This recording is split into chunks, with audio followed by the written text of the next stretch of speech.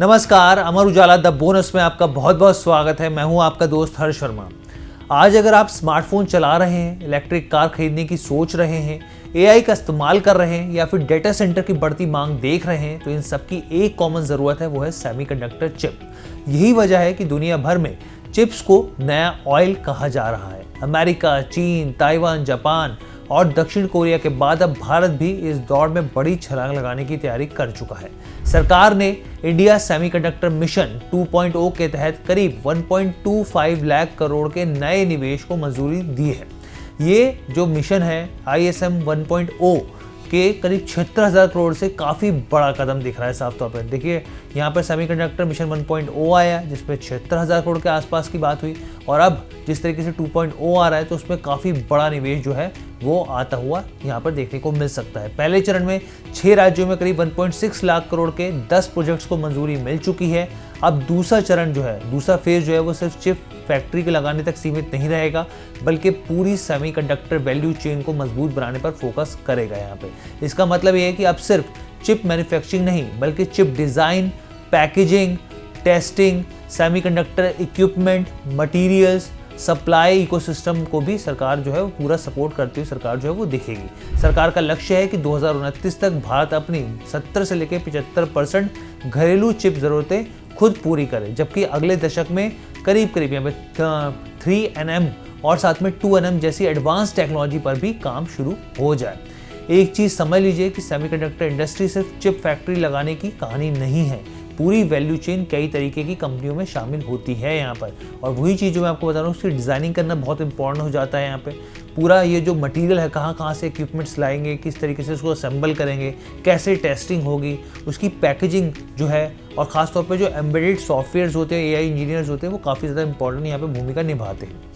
अब आप ये समझिए कि इंडियन सेमीकंडक्टर मिशन 2.0 है, उसका सबसे बड़ा फ़ायदा यहाँ पे सरकार अब पूरी तरीके से सप्लाई चेन को विकसित करने के तौर पर देख रही है, उसको चाहती भी है यहाँ पे। अब ऐसे में सवाल उठता है कि इस मिशन में कौन सी कंपनियाँ जो हैं इस बिजनेस मॉडल के तहत आती हैं, कहाँ एक्सपर्ट्स मौका देख रहे हैं, तो सब पर हम लोग यहाँ पर जो है वो चर्चा करेंगे। और कहीं पे भी निवेश करने से पहले आप अपने वित्तीय सलाहकार की राय ज़रूर लीजिए, इस चीज़ को आप समझ लीजिए।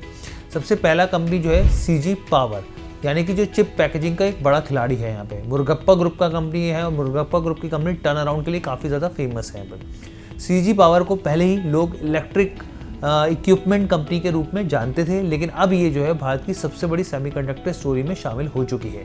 कंपनी की सब्सिडरी CG सेमी गुजरात में अगर आप साणंद में देखें तो भारत की शुरुआती आउटसोर्स सेमीकंडक्टर असेंबली टेस्ट जो यूनिट है वो बना रही है। OS80 का काम तैयार चिप को पैकेज करना, उसकी टेस्टिंग करना और उसको अंतिम तौर पे जो आखिरी फेज़ होता है उसको उपयोग के लिए तैयार करना होता है। पहला फेज़ शुरू हो चुका है, जहां रोज़ लगभग 5 लाख चिप्स की क्षमता है। 2026 के आखिरी तक दूसरा फेज़ शुरू होने के बाद ये क्षमता बढ़कर करीब 1.45 करोड़ चिप्स रोज़ाना के हिसाब से हो सकती है, अभी तक जो आंकड़े निकल के आए हैं। सरकार भी इस प्रोजेक्ट को यहाँ पे काफ़ी ज़्यादा प्रोत्साहन दे रही है, और इसके अलावा कंपनी चिप डिज़ाइन में भी निवेश बढ़ा रही है। अगर भारत का सेमीकंडक्टर मिशन सफल होता है तो यहाँ पर जो है ब्रोकरेज के रडार पर, बहुत सारे एक्सपर्ट्स के रडार पर ये स्टॉक CG पावर जो है वो साफ तौर पे वो मान के चल रहे हैं। दूसरा स्टॉक जो इस लिस्ट में निकल के आता है वो निकल के आता है मॉसचिप टेक्नोलॉजीज़। अब कंपनी जो है चिप डिज़ाइन जो है उस पर फोकस है कंपनी का यहाँ पे। अगर भारत में लिस्टेड चिप डिज़ाइन कंपनियों की बात करें तो मॉसचिप टेक्नोलॉजीज़ जो है सबसे प्रमुख नाम यहाँ पर तौर पर निकल कर आता है। Company ASIC design, system on chip, semiconductor IP और सिलिकॉन इंजीनियरिंग जैसी हाई एंड सर्विसेज जो है वो देती है। हैदराबाद स्थित इस कंपनी के पास 20 साल से ज़्यादा का अनुभव है, और इसके डिज़ाइन किए गए लाखों चिप्स दुनिया भर के अलग अलग इंडस्ट्री में इस्तेमाल हो रहे हैं। FY 26 में कंपनी की आय 25% से ज़्यादा बढ़ी।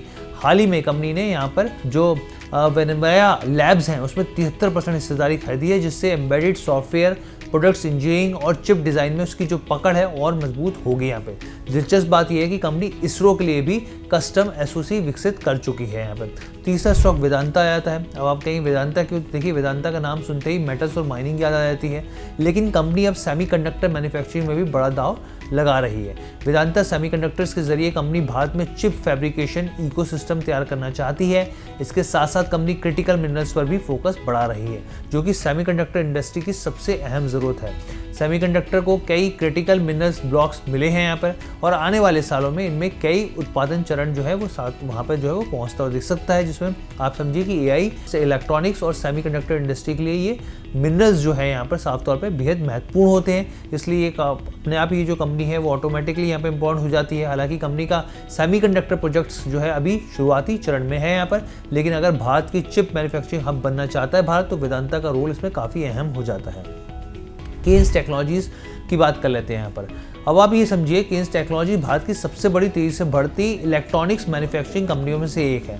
अब कंपनी सेमीकंडक्टर असेंबली और टेस्टिंग बिजनेस में भी तेजी से विस्तार कर रही है। गुजरात के सानंद में company Kaynes semicon OSAT facility शुरू कर चुकी है। पहली यूनिट चालू है, जबकि दूसरी यूनिट FY27 की दूसरी तिमाही तक कमर्शियल ऑपरेशन शुरू कर सकती है।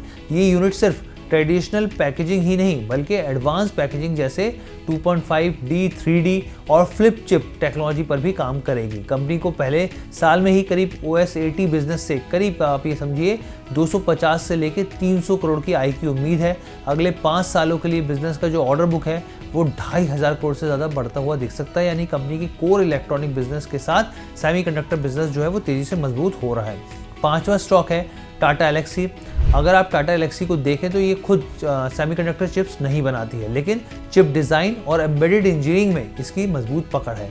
कंपनी ग्लोबल OEMs और सेमीकंडक्टर कंपनियों के साथ मिलकर ADAS, automotive software, embedded systems और AI आधारित प्रोडक्ट्स विकसित करती है। अब आप ये समझिए कि इन्फिनियन टेक्नोलॉजीज और साथ में यहाँ पे सिनॉप्सिस जैसी जो बड़ी ग्लोबल कंपनियां हैं उनके साथ कंपनी की जो साझेदारी है वो काफ़ी ज़्यादा यहाँ पे सॉफ्टवेयर डिफाइंड व्हीकल और खासतौर EV इकोसिस्टम को लेकर काफ़ी मजबूत हो रही है।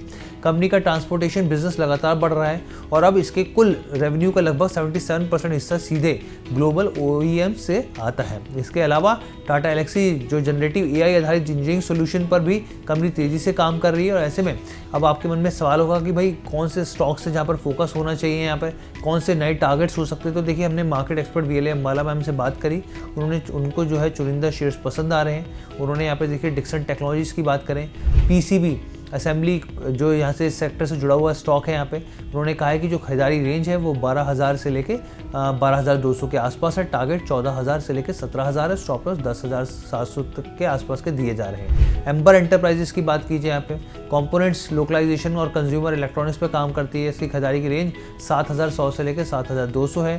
टारगेट 8,300 से लेके 9,000 तक के दिए जा रहे हैं। स्टॉप लॉस 6,400 का रखना है। पॉलीकैब इंडिया इलेक्ट्रिकल इंफ्रास्ट्रक्चर की कंपनी है। यहाँ पर खरीदारी रेंज 8,700 से लेकर 8,840, टारगेट 10,500 से लेकर 13,000, स्टॉप लॉस 8,000 कर दिया जा रहा है।